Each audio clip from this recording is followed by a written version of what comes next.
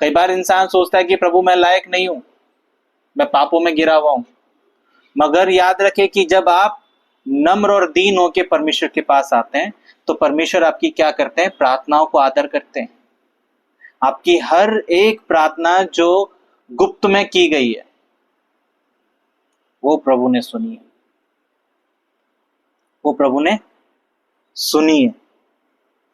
तो फिर एक सवाल आता है, जब हम कह रहे कि प्रभु के पास हम दीनता और नम्रता के साथ आते हैं और प्रभु हमारी हर एक प्रार्थनाओं को आदर देता है, तो फिर एक प्रश्न आता है कि मैं प्रार्थना भी कर रहा हूं, मैं एक बार से ज्यादा बार प्रार्थना कर रहा हूं, मैं घुटनों पे भी प्रार्थना कर रहा हूं, मैं फास्टिंग रख के भी प्रार्थना कर रहा हूं, पास्टर जी ने, बड़े लोगों ने या वचन ने जो भी सिखाया मैं उस तरीके से सब कुछ कर रहा हूं, मगर प्रभु सुन क्यों नहीं रहे?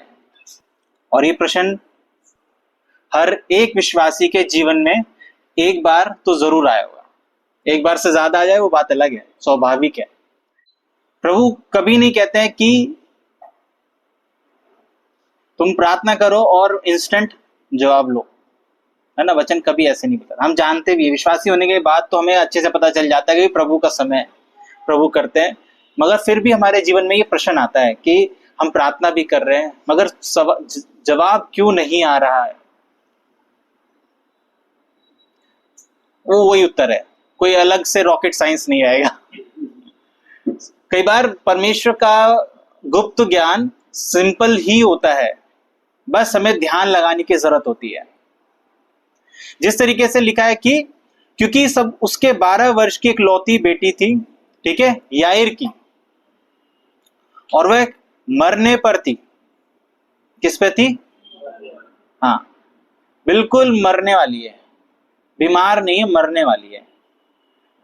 जब वह जा रहा था तब लोग उस पर गिर पड़ते थे। सिर्फ एक वचन लिया है मैंने, यहां पे सिचुएशन समझाना चाह रहा हूं कि जब इंसान सोचता है कि मैं प्रार्थना कर रहा हूं, मैं प्रभु के आगे दीन हो रहा हूं, तो प्रभु सुनते क्यों नहीं है।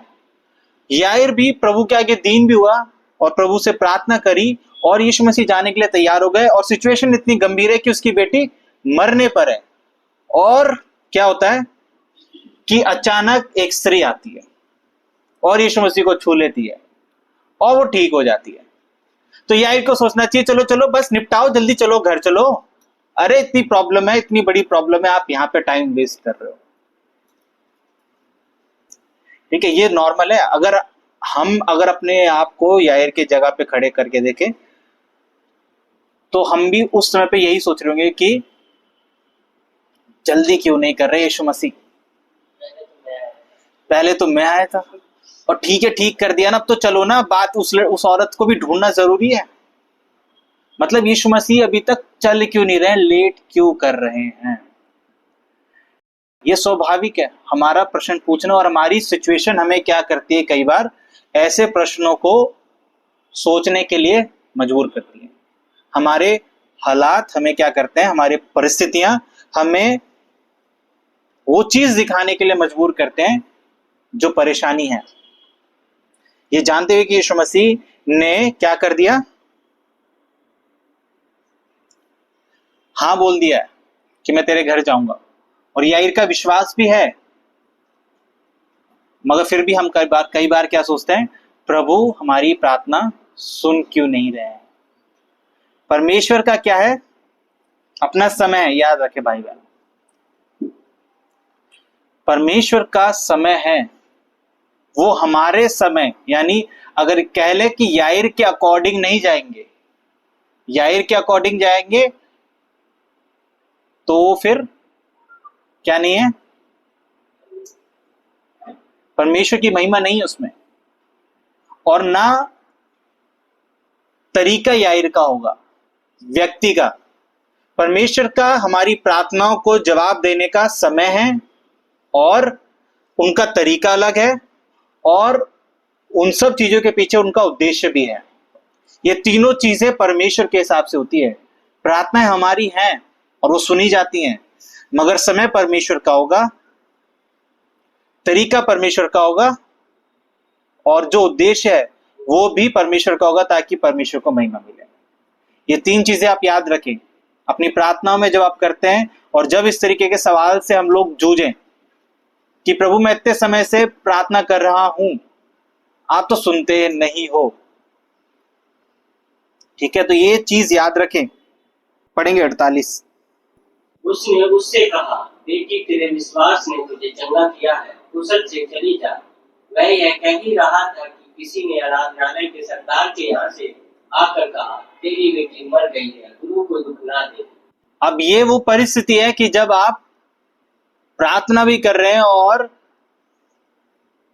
प्रतिदिन अपने आप को उठा रहे हैं, तो याद रखें कि आपके पास क्या आएगा, हमेशा इस तरीके के शब्द भी आएंगे। इस तरीके के क्या आएंगे, शब्द भी आएंगे। यीशु मसीह को चलने के लिए उसने तैयार कर लिया और यीशु मसीह चलने के लिए तैयार भी है। यीशु मसीह ने उसकी प्रार्थना सुनी और जब वो जाने के लिए तैयार हुए तो एक बंदा आता है उसके घर से और क्या बोलता है कि गुरु को तंग मत कर, तेरी बेटी मर चुकी है, अब कोई फायदा नहीं है, अब कोई फायदा। इस तरीके के वचन, इस तरीके के शब्द आपको आज अपने जीवन में भी मिलेंगे। जब आप प्रार्थना में कोशिश कर रहे हैं प्रभु के पास आने की कि कोई फायदा नहीं है, कोई फायदा नहीं हो रहा, मैं इतने साल से प्रभु में विश्वास में चल रहा हूं, प्रभु का काम तो दिख ही नहीं रहा है, ठीक है, मैं इतने समय से चल रहा हूं तो कोई फायदा नहीं है।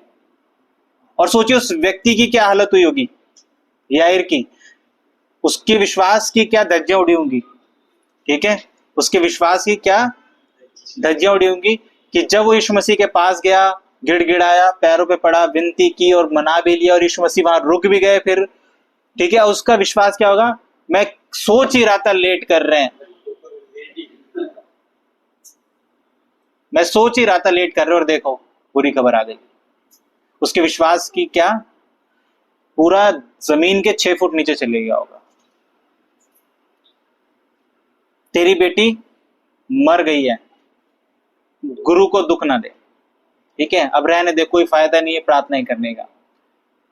यहां पे क्या दिखाना चाहते हैं यीशु मसीह,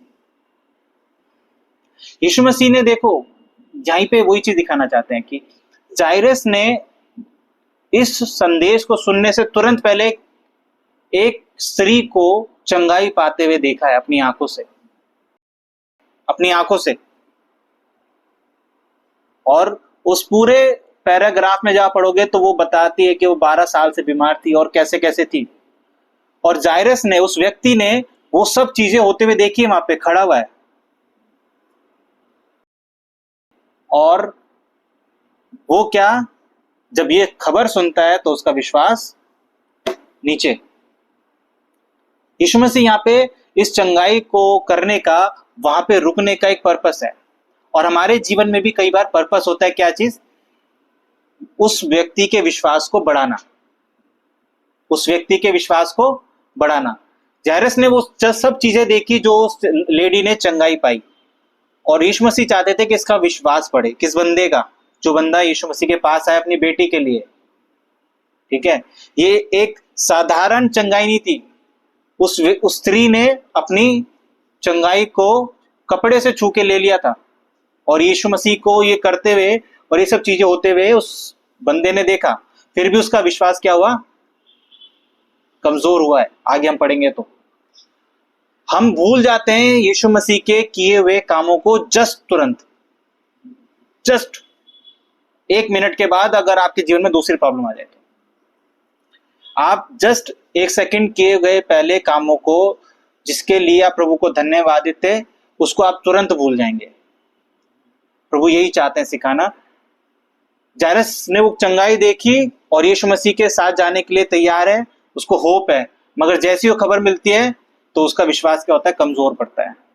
हम भी अक्सर क्या पढ़ते हैं, हम भूल जाते हैं अपने जीवन में हर एक उस भलाई को जो परमेश्वर की प्रतिदिन हम देखते हैं। और परमेश्वर ये नहीं चाहते हमसे, परमेश्वर ये नहीं चाहते हैं कि हम हर एक दिन क्या करें, नए कामों को देखकर नए विश्वास में बढ़े।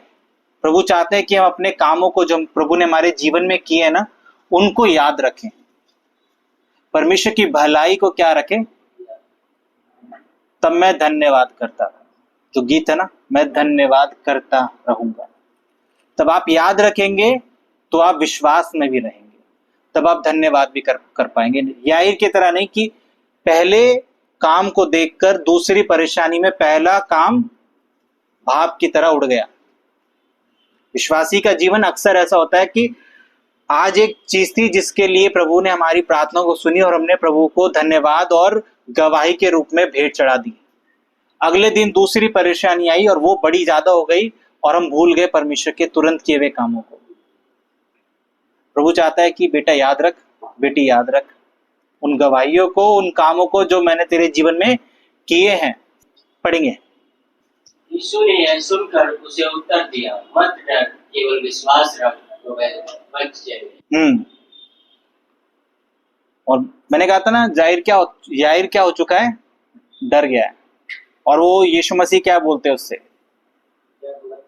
डर मत डर, केवल क्या रख, विश्वास रख।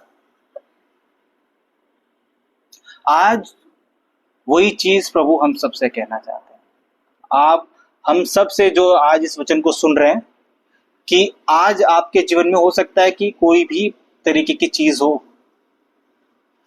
ठीक है, परमेश्वर के आगे मैटर नहीं करती है वो चीजें। परमेश्वर चाहते हैं कि बेटा याद भी रख कि मैंने तेरे जीवन में क्या किया है, और मत डर, केवल क्या रख, विश्वास रख।